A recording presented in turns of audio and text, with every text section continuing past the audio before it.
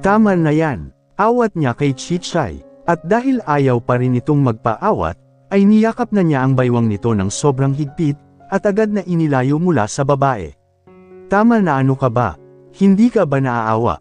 Hindi, pumalag ito mula sa pagkakayakap niya, pero hindi niya ito hinayaan na makawala. Miss, umuwi ka na, utos niya sa babaeng galpang-galpi na. Sige na, tumakbo ka na, bilasan mo. Sige, sa salamat. Akala niya ay susundin agad siya nito, pero nagkamali siya dahil malakas nitong hinatak ang mahabang buhok ni Chichay. Hey, stop! Ano bang ginagawa mo? Di ba sabi ko umuwi ka na? Napahinto siya sa pagsasalita nang makita niya na sumama sa kamay nito ang mahabang buhok ni Chichay, kaya napatingin siya agad sa anit nito. Akala niya kasi sumama pati anit nito dahil sa lakas ng ginawa ng babae, pero nagkamali siya dahil wig lang pala ang natangay nito. Anak nang, nagsusuot siya ng wig. Pero bakit? Lumadlad ang tunay nitong buhok na lagpas lang pala sa balikat nito ng kaunti. Ang suot kasi nito na wig ay malapit na sa puwetan nito. Ano namang dahilan ng babaeng to para magsuot ng wig hindi naman ito kalbo. I will surely kill you, woman. Pagbabanta nito sa babae sa salitang English, kaya napatitig siya sa mukha nito. Kapag nakawala ako rito, kakalbuhin kita. Dagdag pa nito, sa sobrang takot ng babae ay agad itong tumakbo papalayo kahit paikay ka ito. Hoy, bumalik ka rito. Hinigpitan niya ang pagkakayakap niya kay Chichay para hindi ito makawala. Dahil kapag nakawala ito ay tiyak na hahabulin pa nito ang babae. Makalipas ang ilang minuto ay unti-unti na niya itong pinakawalan, dahil alam niya na hindi na nito maaabutan pa ang babae. Who are you? Seryosong tanong niya habang mariing nakatitig sa mukha nito. Iniisip niya kung alin pa kaya ang hindi tunay sa katawan nito. Hindi naman Chichay ang pangalan mo, di ba? Paano mo nalaman na hindi Chichay ang pangalan ko? Tanong nito habang nakataas ang isang kilay nito. Gusto ko lang kasi na mahaba ang buhok ko, kaya nagsuot ako ng wig. Ano ba ang akala mo? Porke ba hindi kalbo, wala nang karapatan na magsuot ng wig. Huwag ka nang magsinungaling dahil hindi ako naniniwala, walang kenjatingiti niyang sabi. Malakas ang kutob ko na hindi Chichay ang pangalan mo, dahil alam ko na kagaya ng buhok mo, ay itinatago mo rin ang totoo mong pagkatao. Well, he's not sure pero posibleng iyon ang totoo. Kung totoo ang nasa isip niya ngayon, ano kaya ang dahilan nito para pasukin ang buhay nila, at magpanggap na bobo gayong nakakapagsalita naman pala ito ng English. Lumingalinga muna ito sa paligid at ganoon din ang ginawa niya. Silang dalawa na lang pala ang tao dito sa parking area. Hindi niya alam kung nagtago ba ang mga kaibigan niya o umuwi na. Well, sawa na rin akong maging pangit, kaya ipapakita ko na sa iyo ang totoo kong mukha, sabi ni Chichay sa kanya, kaya mabilis niyang naibilang ang atensyon niya rito. Anong ibig mong sabihin? So, ang lahat ng nakikita namin sa iyo ay hindi nga totoo. Sabi ko na nga ba Watch me. Dahan-dahan itong ngumanga at tinanggal ang naglalakihan nitong ngipin sa unahan. Ang mga ngipin pala nito ay hindi rin tunay, dahil ang totoo pala nitong ngipin ay mapuputi at pantay-pantay. She was just using a veneer to make her teeth big, double the size of her regular teeth. Nang matanggal na nito ang malalaki nitong ngipin ay kitang-kita niya kung gaano ito kaganda, dahil lumitaw na ang totoo nitong hitsura lalo na nung ngumiti ito sa kanya. Ito ang totoong ako, Rafael. Kung ano ang nakikita at naririnig mo, kapag umalis tayo, please leave it here. Huwag ka na rin sanang magkwento sa mga kaibigan mo tungkol sa akin. Napagdesisyonan ko na ipakita sa iyo ang totoong ako, para hindi ka naman diri sa akin. She's the most beautiful woman he's ever seen in his entire life. Ang paghanga niya rito ay hindi niya ipinahalata. Sa halip ay ipinakita niya rito na hindi siya natutuwa base sa hitsura niya ngayon, dahil sobrang lukot na lukot ang mukha niya. This is the real me, pabulong nitong sabi ulit at tumingin pa sa likod niya. Ang mga ngipin nitong malalaki, ay isinuot ulit nito na ipinagtaka niya. Can you help me to put it back? Turo nito sa wig na nasa paanan niya. Magpapaliwanag ako sa iyo mamaya. Bakit mamaya pa? Please, wag mong hayaan na makita ako nila ng ganito. He simply looked again at his back. Wala na talaga ang mga kaibigan niya, kaya kahit sabihin nito ang lahat sa kanya ngayon ay wala namang makakaalam. Bakit pa? Bakit mo pinapapangit ang sarili mo? May pinagtataguan ka ba? I will explain everything to you later, sabi nito. Kaya naman mabilis niyang dinampot ang wig nito at ibinigay niya iyon kay Chichay agad. He helped her to fix Chichay's wig. Thank you, she's back to being ugly again. Wala naman sigurong nakakita sa akin no? Wala, halika na, umuwi na rin tayo. Iniwanan na yata tayo nila eh. Mauna ka na, bakit? Sabay na tayo, sige na, mauna ka nang maglakad. Pinuna niya itong maglakad at habang naglalakad ito, ay nakatuon ang mga mata niya sa figure nito. Marami rin ang tumatakbo sa isip niya, na baka kaya nito pinapapangit ang sarili ay dahil baka may malala itong krimen na nagawa, na gusto nitong takasan. Ano ba talaga ang totoo mong pangalan? Seryosong tanong niya dahilan para mapahinto ito sa paglalakad. Hindi kasi siya nito makakatulog hanggat hindi ito nagsasabi ng totoo sa kanya. Tell everything to me right now. I won't hurt you, Aling Pasita and Mang Berto, sa halip ay sabi nito nang hindi siya nililingon. Are you a killer, thief, assassin, spy, police, secret agent? Anong klaseng tao ka? Hindi ako maniniwala kung sasabihin mong normal ka lang na tao. Isa lang akong normal na tao na may kaunting alam sa pakikipaglaban. Kaunti, tumango ito habang nakatalikod pa rin. Sinungaling, kaunti lang ba yung halos mapatay na nito ang mga lalaki? Sa pagkakataong ito, ay hinarap na siya nito. Hindi ako kagaya mo na gumagawa ng kwento na nabuntis mo ako, gayong wala pa namang nangyayari sa atin. Napatikim siya bigla dahil binaliktad nito ang mga pangyayari.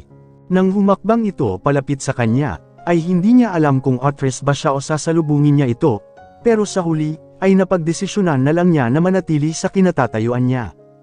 Oh, bakit hindi ka makasagot? Ni hindi ko nga alam kung ano pa ang mga ipinagkakalat mo sa mga kaibigan mo tungkol sa akin eh. Wala akong sinasabi sa kanila, tanggi niya. Bakit naman ako magkukwento sa kanila? Napakalapit ng mukha nito sa kanya kaya napaiwas siya ng tingin. Naiilang ako sa iyo kaya lumayo ka sa akin. Sigurado ako na nagkukwento ka sa kanila kung gaano ka naiinis sa akin dahil sa hitsura ko. Hindi ako ganoon, ba't hindi ka makatingin sa akin ng diretsyo? Paulit-ulit muna siyang tumikim bago ito hinarap. Nanlaki ang mga mata niya nang bigla nitong salubungin ang mga labi niya, sabay ngiti sa kanya. She kissed him. That's your punishment for lying to me, sabi nito at pagkatapos ay iniwan na siya nito. What the hell? Alam na niya ngayon kung ano ang totoong pagkatao niya. Sigurado siyang mangkukulam si Chichay. Halik lang natulala ka na, sabi nito nang mapansin nito na tila napako na lang siya sa kinatatayuan niya. Umuwi na tayo dahil inaantok na ako. Nang makarinig siya ng daing, ay mabilis siyang napalingon sa pinanggagalingan nito. Doon niya lang napansin, naroon pa pala ang dalawang lalaki na pinatumba ni Chichay kanina. Chichay, paano sila? Hayaan na lang natin sila, baliwala nitong sabi. Tatayo na lang ang mga yan mamaya kapag okay na ang mga pakiramdam nila. Hayaan mo lang sila na magpahinga dyan. Ano, hindi ba natin sila dadalhin man lang sa ospital? Hindi na, gagastos ka lang sa mga yan. Halika na. Hindi niya alam kung susunod ba siya kay Chichay, o aalayan ng lalaking pinipilit ang sarili para makatayo. Sir, pwede niyo po ba akong tulungan? Tanong ng lalaki na hanggang ngayon ay hawak-hawak pa rin ang ari nito. Ito yung sinipa ni Chichay sa ari kanina. Sobrang sakit po kasi ng ari ko eh. Mabilis niya itong nilapitan para alalayan na makatayo. Ang hindi niya alam, ay nagkukunwari lang pala ito na hirap para lapitan niya ito, dahil bigla na lang siyang nakaramdam ng kirot sa braso niya. Pagtingin niya ay may nakabaon ng balisong doon, kaya mabilis pa sa 4:00 na nabitiwan niya ang lalaki, dahil may umaagos ng dugo mula sa braso niya. Ang tanga mo naman sir, sabi nito, nakatayo na ito ng diretsyo habang nakangisi sa kanya. Sobrang bobo mo, hindi na nito natapos ang sasabihin nito dahil umubo na ito ng dugo. Nanlaki ang mga mata niya nang makita niya na ang hawak nitong patalim, ay nakalagay na sa leeg nito. Ikaw ang bobo, sabi ni Chichay dito sabay hugot sa patalim para ibalik ulit sa leeg ng lalaki. Binigyan ko na kayo ng pagkakataon para tumakbo, pero hindi nyo pa ginawa. Ngayon, sino ang bobo? Anak ng, she killed the man. Chichay, what did you do? Nang makarinig sila ng kaluskos ay agad niya itong hinayla. Ayaw pa sana nitong sumama pero pinilit niya ito. Come on, let's go. What happened? Is he dead? Bigla siyang nakaramdam ng kapanatagan ng loob, nang makita niya na mga kaibigan niya pala ang mga dumating. Hindi niya alam kung saan galing ang mga ito, pero nagpapasalamat siya na hindi ibang tao ang dumating, dahil kung hindi ay tiyak na disgrasya ang mangyayari sa kanila ngayon. May mga paparating, sabi ni Chichay sa kanila sa kalmadong tono. Tara na. Nandoon yung sasakyan, sabi ni Miguel. Akin na yung susi. Napatingin sila kay Chichay nang hingiin nito ang susi kay Miguel. Bilis! Inihagis ni Miguel ang susi rito na agad naman nitong nasalo at pagkatapos ay pumwesto na agad ito sa driver's seat, habang seryoso ang mukha nito. Okay na kayo? Tanong nito sa kanila na agad naman nilang sinagot ng tango. Let's go! Ang bilis ng pagpapatakbo nito sa sasakyan niya, kaya halos humiwalay ang kaluluwa nila sa katawan nila. Sina Xander, Miguel at Ricky ay puro mura ang mga lumalabas sa bibig habang nasa biyahe sila. Ang mga kaibigan niya ay hindi alam kung saan kakapit, dahil halos wala na silang makita sa labas dahil overspeed ang na si Chichay. Okay ka lang? Tanong ni Chichay sa kanya nung tapunan siya nito ng tingin. Ayos lang ako, pwede bang dahanin-dahanin mo lang ang pagpapatakbo nitong sasakyan? Ba't mo ba kasi nilapitan yung lalaki na yun? Sa halip ay tanong nito. Kung hindi mo siya nilapitan, hindi ko sana siya tinuluyan. Patay na ba talaga siya? Kinikilabutan niyang tanong pero nagkibit balikat lang ito. Habang nagmamaneho si Chichay, ay panaka-naka nitong tinitingnan ang braso niyang dumudugo, habang matalim ang mga mata nito. Ang normal na oras bago makarating sa bahay niya ay inaabot ng 1 oras, pero dumating sila ngayon na wala pa sa kalahating oras. Paano? Parang hinahabol ito ni kamatayan kung magmaneho. Halos masuka-suka siya sa biyahe, dahil akala mo sumali ito sa car race. Sa dating bahay niya ito dumiretso at hindi sa bagong bahay na binili niya. Pagdating nila ay bumaba agad ito mula sa driver's seat. Nagulat siya nang pagbuksan siya nito ng pinto sa passenger seat, habang madilim pa rin ang anyo nito. Baba na, pasigaw na sabi nito habang nakasimangot. Gusto mo bang buhatin pa kita? Hindi na. Hindi naman masyadong malalim ang hiwa sa braso niya, kaya wala itong dapat na ipag-alala. Magpapahinga muna ako rito. Bumaba ka na dahil gagamutin kita. Halos lumuwa ang mga mata nito habang nakatingin sa kanya, dahil sa sobrang gigil nito na hindi naman dapat. Ba't ka ba nagagalit? Nakakabingi kaya yung lakas ng boses mo? Paanong hindi ako magagalit? Hindi ka naman kasi masasaktan kung hindi ka lumapit sa gagong yun. Bago sa pandinig niya ang pagmumura nito, kaya medyo nagulat siya dahil hindi siya sanay. Oo, nakasalanan ko na. Pagbaba niya, ay pabalya nitong isinara ang pinto ng sasakyan kaya laking gulat niya ganoon din ang mga kaibigan niya, na nakasunod lang din sa kanya. Wag mo akong sisigawan ha. Naitikom niya bigla ang bibig niya dahil baka sila na ang isunod nito. Dahan-dahan siyang napalingon sa mga kaibigan niya na umiiling, habang nakatingin sa kanya na tikom din ang mga bibig. Aling Pasita, pakiabot nga po ng medical kit. Sigaw ni Chichay sa yaya niya nang makarating sila sa tambayan nilang magkakaibigan, na ipinagawa niya na nasa gilid lang naman ng bahay niya. Pakibilisan po. Agad naman na lumitaw ang yaya niya, bitbit ang hinihingi ni Chichay. Nang makita ng yaya niya na duguan ang braso niya ay halos mamatla ito. Inaasahan na niyang sisinghalan siya nito pero hindi iyon nangyari. Ibig sabihin, mahal din pala siya ng yaya niya kagaya ng pagmamahal nito kay Chichay. Dahan-dahan na pumunta ang yaya niya sa gawin niya, at pagkatapos ay hinampas nito ang braso niya na walang tama, kaya kumunot ang noo niya bigla. Ano yan? Ano ba kasing ginawa mo? Siguro nagpabida ka kaya ka nasaktan. Binabawi na niya ang sinabi niya kanina na mahal siya nito dahil sa ginagawa nito ngayon sa kanya. Maya-maya pa ay lumitaw naman ang balto ni Mang Berto. Parang tinakasan ng dugo ang matanda nang makita siya nito. Lulyugo-lugo itong lumapit sa kanya. Mabuti na lang at hindi ito natamba. Iho. Ayos lang po ako, Mang Berto. Wala po ta. Wag po kayo mag-alala dahil parang kagat lang po ta ng langgam, anak nang. Napatingin siya ng masama kay Chichay nang buhusan nito ng alkohol ang sugat niya. Habang ginagamot siya nito ay para bang gusto na rin siya nito patayin pagkatapos. Balak mo ba akong patayin? Mahina niyang tanong dito pero binato lang siya nito ng nakamamatay na tingin. Sa sobrang seryoso mo, tumutulo na yang laway mo, dugtong niya dahilan para batuhin siya nito noong hawak nitong gasa. Habang nilinisan siya ni Chichay ay hinawakan ni Mang Berto ang kamay niya. Lakasan mo ang loob mo iho. Isipin mo na lang, tinutuli ka ngayon para maging ganap na binata ka. Kayang-kaya mo ta. Sige po, kung iyan po ang gusto nyo, sabi na lang niya para hindi kabahan ang matanda. Siya nga pala, sino ang naghatid sa inyo dito pa uwi Mang Berto? Si Franco, siya ang naghatid sa amin pero umuwi din siya dahil kara-rating lang daw niya galing sa Amerika. Babalik daw siya bukas. Tiningnan niya ang mga kaibigan niya na puro nakatayo. Animoy nag-aabang ang mga ito ng grasya na ibibigay niya, dahil nakapila ang mga ito sa bandang tagiliran niya. Ba't hindi kayo umupo? Tanong niya sa mga ito. Doon lang nakaisip ang mga ito na umupo. Huwag kang ang malikot, inis na naman na sabi ni Chichay. Ang sarap sakta ng babaeng ta.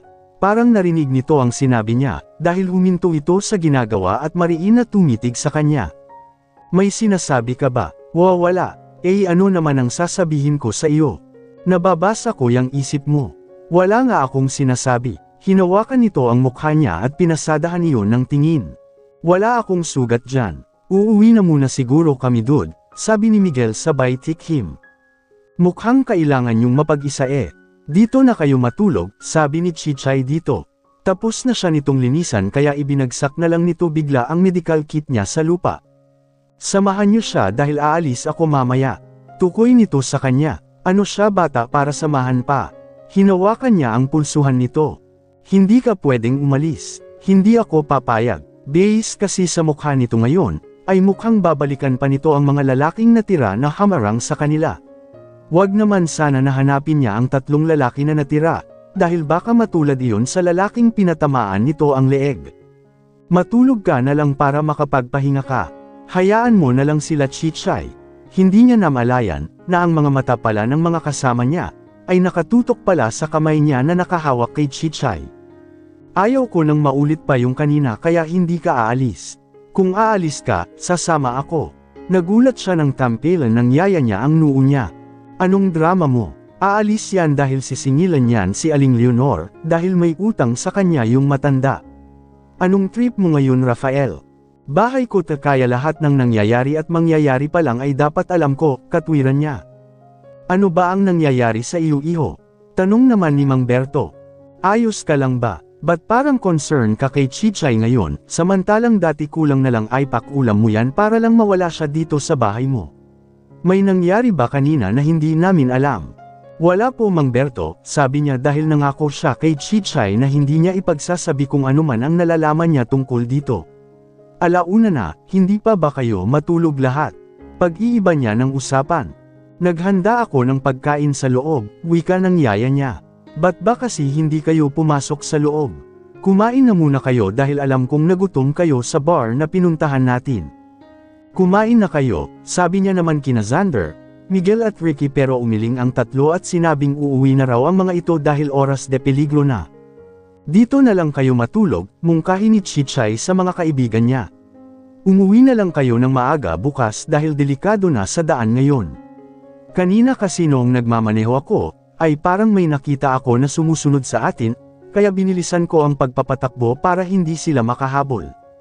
Are you sure? Tanong ni Ricky dito na sinagot ni Chichay ng isang tango. Anong kailangan naming gawin? Teka, pinatay mo ba yung lalaki kanina? Hindi, matipid na sagot dito ni Chichay. Sigurado siyang patay na ang lalaki dahil sa leeg yun pinuntirya ni Chichay. Hindi, ba't may dugo yung kamay mo? Di ko alam. Paanong hindi mo alam? Ricky, Xander, Miguel, halina kayo sa loob. Pag-aaya niya sabay tayo. Dahil yung mukha ni Chichay ay tila nauubusan na ito ng pasensya dahil sakit tanong ni Ricky. Mang Berto, pumasok na rin po kayo sa loob. Inakbayan niya ang matanda papasok sa loob ng bahay niya. Bago sila tuluyang makapasok, ay nilinggan niya pa si Chichay at nakita niya na sinuntok nito ang inuupuan nito ngayon. Sino ka ba talagang babae ka? Ano ba talaga ang dahilan mo para papangitin mo ang sarili mo ng ganyan? Iho may problema ba? Yuzisa ni Mang Berto, may gumugulo ba sa iyo? Wala po, ba't parang ang lalim ng iniisip mo? Ninitian niya ang matanda para iparating dito na ayos lang siya. Ipinasok niya tuloy bigla ang magiging setup sa birthday niya, kahit next month pa naman iyon magaganap. Malapit na po kasi ang birthday ko kaya iniisip ko po kung ano ang magiging setup sa araw na yon. Akala ko ba simple lang ang gusto mo? Bakit? Nagbago ba ang isip mo? Pwede kang magsabi sa akin kung may problema ka, iho. Opo, alam ko po yun, nakangiti niyang sabi sa matanda. Salamat po.